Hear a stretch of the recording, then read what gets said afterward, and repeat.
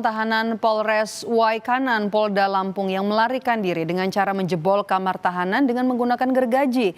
Satu tahanan berhasil ditangkap sementara yang lainnya masih dikejar. 8 orang tahanan yang mendekam di Polres Waikanan, Polda Lampung melarikan diri. Mereka kabur diduga dengan cara merusak kamar dengan gergaji. Kapolda Lampung menyebut hingga kini 1 dari 8 tahanan yang melarikan diri telah ditangkap, sementara 7 tahanan lainnya masih dicari.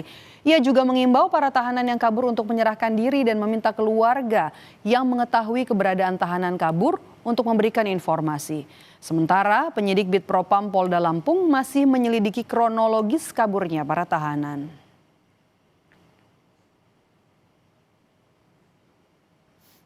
Pencarian tadi sudah ditangkap 1, sekarang yang lain sedang proses pengejaran, dibantu oleh teman-teman yang ada di Polda, ada Resmob dan tim yang lain. Yang masih kita dalami semua, tentunya kita cross check antara satu dengan yang lain, dan informasi yang paling kita dapat yaitu mungkin keterangan bersangkutan.